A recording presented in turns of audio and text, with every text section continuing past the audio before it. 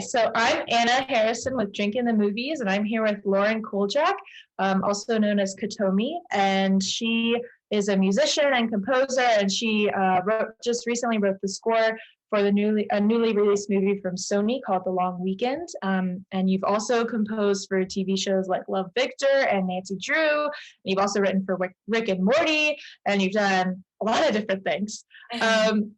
So I guess just to start us off, what drew you to become a composer and musician? Like, was that kind of always what you wanted to do, or did you have a change of heart, or how did that happen?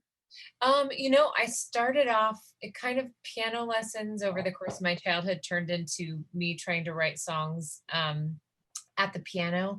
And pretty quickly I wanted to figure out how to make kind of more experimental sounds. Like when I was in college, I didn't study music, but at that time in my life, I was listening to more electronic kind of music. And so I started experimenting with music production, making songs, and then that kind of led its way into composing. I had a friend who was doing a documentary and he asked me to write the music for part of his film. And that was kind of the first time it occurred to me that I could do that. And from there, it kind of took off from there. I started recording or composing for a lot of advertisements. That I started working at a company that did a lot of music for film and ads. So that was kind of where I learned. It was almost like composing boot camp. I learned how to record things properly and work with session musicians and clients. And so I was there for about 3 years. And then since then, I've kind of branched out on my own. And now I'm doing TV and film stuff mostly and songs. So you started, you said you that was at a company, right? So you weren't freelancing. It wasn't just freelance. So because I kind of was imagining this is all just kind of like a case by case basis. So I didn't really know that you could kind of work in under a company as a in-house composer. What's that like? Yeah. So I started as a freelancer and they would hire me. I interned there and became friends with them. Mm-hmm. And they sort of gave me a shot at writing for some of their commercials when I didn't have a ton of experience, and they, gave me a lot of feedback, and it was a really valuable learning experience. And eventually they had room on there to hire a staff writer. I think there were only a couple at the time, really. But it was honestly super intense. I felt like I was in over my head at first, and I had a ton to learn as far as mixing and engineering. And, we had people to work with. We worked with engineers, but there was a lot of hats to wear. And so, I spent a lot of nights sleeping on the couch at the studio. It was super intense, but really fun. And it's super exciting. And I learned a ton. And just wrote music for every project that came in that I had time for. So it was awesome because you had a bossa nova track needed for a perfume commercial, and then they needed something kind of more gritty rock and roll for a Chevy ad. And it was trying to figure out how to do all those things. I just really learned a ton. Made some good buddies who honestly, my relationships from that company is what kind of helped me branch over into television and film through some of the composers I met through that company. So that was really the starting point for what became my career after working there. That's really neat. I mean, I had no idea that was a position that could exist. Crazy. Cool. But when you were getting started, or even now, I mean, the industry is so male dominated. I mean, did you experience any hardships kind of getting your foot in the door with that, or was it, did that change your experience at all, I guess? I would say the thing was that it took me a while to figure out that I could become a composer. And I wonder if that was partly because as a young person, I didn't see female composers, winning Oscars, and you see a lot of female songwriters and artists, but not as many producers and composers. And so, I think that visibility, being able to connect and see yourself in somebody who's successful in that role, it kind of allows you to imagine yourself doing it. So I don't know if that's maybe why it took me a while to figure out my path. But once I did, and I decided this is what I want to do, I was very fortunate to work with awesome, mostly men, who took me seriously and were really respectful. And so yeah, I've had a pretty smooth journey since then, although it's like definitely a long journey, and it's a lot of work, but I feel like it's that way for anyone. Everyone's trying to figure out how to, you know, succeed at it. And it's just, it's tough, but it's fun. So, yeah. This is kind of getting into like a bigger philosophical question, I guess, but I mean, why do you think the industry does skew so heavily towards men, and how can that change? I think it's like a cycle of, again, not the visibility factor, not seeing as a little girl women who are in that role and aspiring to become a composer. You know, it sort of doesn't, I think, occur to as many people that that's something to work towards, that they can go to school for it, and or not go to school but still become a composer. And so I think there are organizations now. There's a great group called the Alliance for Women Film Composers that I'm a part of, and they help to elevate female, like great composers who happen to be female, and get their names out there a bit more. And you know, you're starting to see more of an effort to be diverse in who you include in your film production, because I think a lot of it comes down to the directors and the production companies. Are you considering women composers? And if you're, you know, kind of pondering maybe a list of 4 or 5 people and they're all men, you know, why not? There are definitely so many talented women out there. It would, you know, I think people are now thinking about trying to be more inclusive, and that's a good thing, you know? Yeah. And so I want to say it's changing. It does feel slow though. I think it's still a really low percentage. Always does. Yeah. Yeah.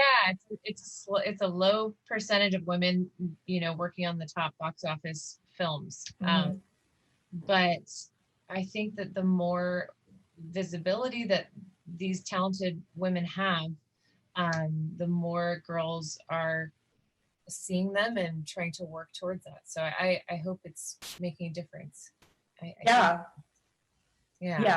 That's, I mean, it's no, it's it's still, I mean, like I like can play the piano. I don't have like couldn't compose anything, but I really, I like to listen to film scores and like think about it. And so it's really, it's so great to, see more women doing that. Yeah, I agree. Totally. Cause there's just a different perspective, you know? Yeah. If you're scoring a love scene or an action scene, I don't know. Every person has their own unique voice. But yeah, to not have female voices as part of the mainstream film score world is a shame. Yeah, I totally agree. Yeah. Do you have any like musical inspirations that you draw from specifically when you're composing? Yeah. A lot. I know there are a lot. That's like a big question. It's like, well, yeah, obviously, but sure. Lately I've been kind of paying attention to composers that maybe were in bands that transitioned over into the composing world. Kind of am interested in like listening to how those transitions happen. Like Johnny Greenwood is the guitar player for Radiohead, and he scored a lot of great films. Grizzly Bear's music was used in a, gosh, I'm totally blanking on the name of the movie right now. But I've listened to the score a whole bunch. Who else? Air with the Virgin Suicides, which is a little bit older now, but Blood Orange, who's an amazing artist, and now he did the Queen and Slim soundtrack. And yeah, so kind of trying to stay in, aware of what those people are doing is fun. Yeah, I suck. I usually am not great at rattling off a bunch of inspirations, but those are some. No, it's always like that's, it's the classic, like name your top 5 movies and then you forget every single movie that you've Yeah. ever watched. Oh yeah, always. Yeah, every time. Totally.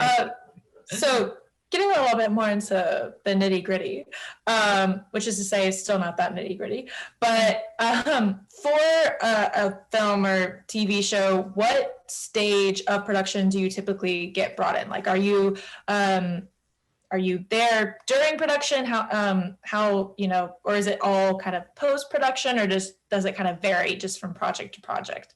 Yeah, it varies, I'm sure, but my experience has pretty consistently been that I've gotten to read the script pretty early on, usually before production started. Mm-hmm. And that was the case for Nancy Drew, Love Victor, and Long Weekend. And that, like, based on the story and kind of my imagination of what the characters in the setting is, um, that's usually when the musical brainstorming starts and kind of writing the bigger themes, to the extent that you can. A lot of it has to happen when you're actually looking at picture and reacting to what's happening on screen. Mm-hmm. But yeah, for Long Weekend, I wrote some of the bigger themes that kind of string throughout the film after reading the script. And then, yeah, as food. And then with that film footage, kind of, they would send me scenes here and there so I could start to get a feel for it. So I definitely wasn't working to like a locked picture the whole time. Right. I was kind of working as they were filming, which was fun. Yeah, it was exciting. No. Yeah, I'm learning so much today. I don't know anything about this. So yeah. So when you're scoring something like that, like a big feature or a big TV show like Love Victor, do you have? I mean, you were talking about how you get your ideas when you first read the script, but do the higher ups sort of have a roadmap they want you to follow, or is it mostly up to your discretion? Oh, definitely always I've experienced thus far really open minds, and like they would love to hear any ideas that I have. But usually I like to have a conversation early on about kind of just what world do you envision this being in. And sometimes like with Long Weekend, the director Steve mentioned a couple other film scores that he really liked, and films actually as a whole, that were good points of reference for tone. And with that said, it was not to be taken literally, and I didn't use the exact, anything, same instrumentation or anything. But yeah, it kind of helps you understand the world that you want to be in. And then it's just a kind of experimentation and sending off ideas and getting reactions and dialing it in. It's a collaborative process for sure. But yeah, I've never been given strict parameters at all, which that would not be fun. Yeah, no, I'm sure. Yeah. So specifically for Long Weekend, what kind of vibe were you going for? Yeah. I know that's like kind of like a like 21st century Gen Z word, like what vibe? But all about vibe. No, because it got the plot, it's a love story at its heart. So I knew there was going to be a strong emotional core going through it, with some really tender moments and romantic moments. But then there's also some twists and turns that get a little bit more magical and whimsical as the story goes on. So there was a bit of whimsy to it, which I always love, and a little bit of a dreaminess and otherworldly kind of sprinkle in there. But otherwise, and there was sort of an arc where it started in a little bit of a furrowed brow, slightly more dark place, and it gets lighter and more romantic as it goes. So that was all kind of there in the story. And then just after chatting with the director and kind of talking about what kind of vibes he wanted, yeah, I went from there and just messed around. I used piano, cello, guitar, some real instruments, and then quite a bit of synth work to just add a little bit of sparkle to it. So when you I mean, I'm looking at all the string instruments you have behind you. Yeah. So, I mean, would that be like your own playing for that, and then also you adding in the synth elements, or were there other players? Good question. I usually do incorporate other players, but for this one, I actually did play everything. Wow. Yeah, it was all kind of within my wheelhouse. I would have, well, let me think. I hired a drummer for and a bass player for the song If You Ever, which was featured in the film. But for the actual score, yeah, I'm not a great cello player at all, but I can make kind of textural sounds with it, and my playing was good enough to make it work for the parts that I had in mind. And I That's play crazy. piano, so yeah, so that was kind of, I managed to do it all by myself. Wow, that is so cool. That's awesome. Oh, thank you very much. Yeah, that's wow. But it's great to hire people when you can. I mean, I'm sure. Yeah, I'm sure that's a ton of work. Yeah, it's a lot of work, and it's so much fun to hire other people who are. I'm working on something right now that I think I want to hire a harp player, and I'm really excited, and maybe some strings. So I'm trying to do as much of that as I can. Yeah. So when you're scoring a film versus a TV show, like is there a different way that you approach that? Just because I mean they're, one's episodic and then one's just like, you sit down for 2 hours and it's done. So how do you approach those, or is there any difference?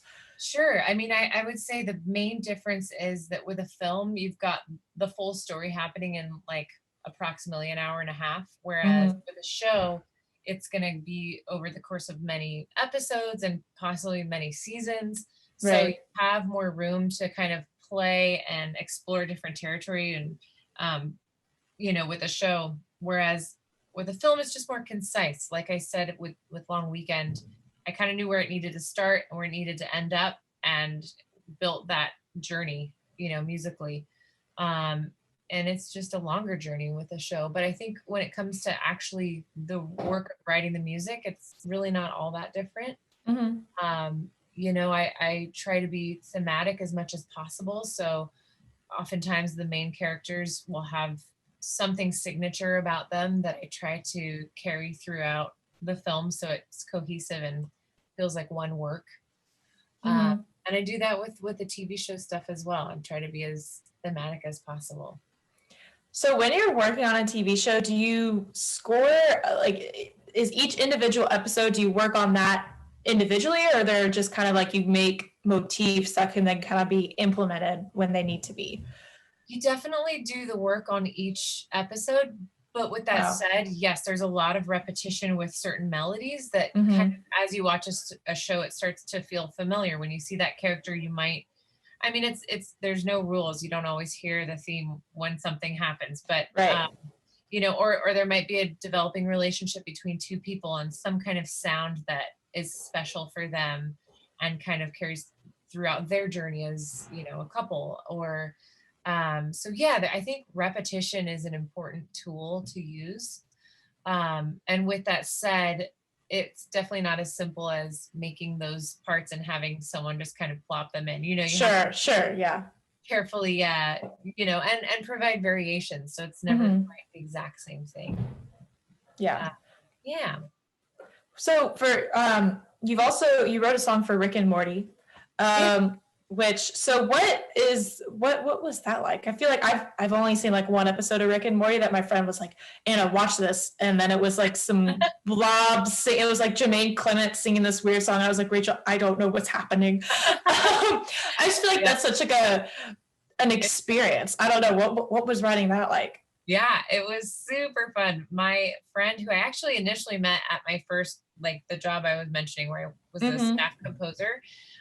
One of my friends from that era and that company is the composer for Rick and Morty. So he does all the music. Awesome. Yeah. And there's times where, they'll license a song that already another band did, but also opportunities to write something. And so he reached out.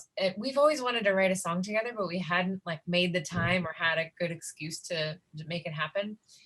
So he said, hey, it's the season finale of Rick and Morty season 4. So kind of actually an emotional scene, which is they do that sometimes where it's just like Yeah. emotional and heavy, even though it's just like a zany, crazy show. And so of course I was like, yes, let's do this. And he had already sketched out the initial idea, like the chords and a melody for the verse that I ended up using, that is in the song. And he sent that over. I wrote lyrics for that, and then we needed to make a chorus. So I kind of chopped up the chords and reversed the order and made something new for the chorus. And sent it back to him. And yeah, it was a great collaboration. We both did a lot. He actually sang some backup vocals. And yeah, they liked it. We got no notes, which was awesome. They Really? Wow. Yeah, they were into it. So it was pretty efficient. We wrote it in a few days, which is not always the case with songs. You know, sometimes they take a long time to come together, but yeah, that was a super fun one. Yeah. That sounds like it. Yeah. And the Rick and Morty fan base, they're just they are passionate. Yeah. Yes, so passionate. So it was really fun to get to be a part of that little world for a minute. That's so neat. Yeah. Cool. When you're so like, you know, you were talking about writing the lyrics for the song and everything. This might be kind of like an obvious question or like kind of too big, but how do you approach writing a song like with lyrics and stuff versus just like a film score? You know, how does that differ? Because I mean, imagine that just they feel completely separate to me. But I mean, obviously they're both songs, and so it's music and it overlaps. I don't know. No, they're totally, in my mind, they're very different. I mean, I definitely will learn something while I'm working on a score and I can apply it to a song and vice versa. So they complement each other. But with a song, my goal is always to make something that's memorable and that kind of sticks in your head, or that like makes an impact really quickly. You listen to it, you don't want to turn it off. Like that kind of immediacy is really fun with, you know, songs. And on the other hand, with a film score, you don't want to take over, you know, you don't want to, right. You need to let the story and the acting and all of that be the center and the focus. And your job is to support that, which means when I first started composing, I would sometimes do too much. And it's like, hey, chill out over there. Like, this isn't, you know, this isn't a time to do a cool melody. No one needs that. This is, you know, you need to do a lot less with a score. But at the same, it's just a different skill set. And I feel like I love working on my composing stuff. And then, so when I then put the hat on of writing songs, I get to just do whatever I want, and I don't care what anyone thinks. And like, you know what I mean? It's kind of like you don't have to take anyone's feedback into consideration. It's just totally free, which is nice. And it's like good to have both, because when you're composing, you got to make sure other people feel like it works, you know, and collaborative. So it's really nice to have both. Yeah. In my life. Yeah. So you were talking about, you know, sometimes you have to like tone down the film score that you made. How do you kind of strike that balance between, you know, you still want people to remember the score and be like, wow, that music was really good, but you also don't want to, like you were saying, drown out the actors and the story and everything else? Absolutely. I think there are moments when it feels appropriate to be melodic and to do something noticeable, I suppose, musically, but only if it makes sense in the story. You know, sometimes in a story you have a really big moment and it needs something big happening musically, whether it's like big sounding or it's just you know, impactful in some way. So it's really all about what's happening on the screen, what's the story, and how can we support that. So sometimes a story will call for something memorable, especially if, you know, with Star Wars, like you can hum, you can hum that melody, and it's so awesome when it kicks in, you know, but it's only appropriate at those special times. Yeah. It's kind of an obvious example, but you know. No, for sure. I mean, I'm like learning to play right now. I'm learning to play one of the songs from the prequels on the piano, and I've been like sitting at it, and I've been working on it every day because I mean, I'm like they don't have much else to do because it's a pandemic. But yeah, totally. That's a good way to spend your time. Yeah, it's great. Yeah. Tapping back into the piano lessons of my youth. But so last question. It's supposed to be a little fun one, but again, this is another thing where it's like, I'm saying, you know, what's your favorite film score of all time? So again, that's like I asked that, and then you might forget everything that you've ever heard. But blank. Favorite film score of all time. It's so hard to pick one. Or you could do like a top 5 or top 3 or something, or some super memorable ones. Sure. I will say I was kind of late to the game in watching Blade Runner. Yeah. But it's such an awesome score. And I listen to that sometimes, and it's really inspiring. And then, you know, when the Virgin Suicides came out, I loved that score by Air. I just thought it's very special. And yeah, so maybe they're tied for me, Virgin Suicides and Blade Runner. Yeah, those are awesome picks. Yeah, the Blade Runner, especially, like, I haven't seen the Virgin Suicide, so that's the only one I've seen. But no, the Blade Runner, like, all that is just like ingrained in my mind. So major respect to that. Yeah, sweet. No, it's amazing. I heard that he kind of improvised a lot of it just while watching the movie and sort of improvising. Yeah, which I mean, I guess everyone does to some extent, but anyway, still, yeah, that's cool. Magical. Yeah. Yeah. Well, yeah, those are all my questions. So thank you so much for taking the time to chat. This was really I'm really inspired to go play some more Star Wars on the piano. But no, this was awesome. I mean, I learned a lot, and I really enjoyed chatting with you. And thank you so much for, taking time out of your day to talk. Thanks for taking the time to chat with me.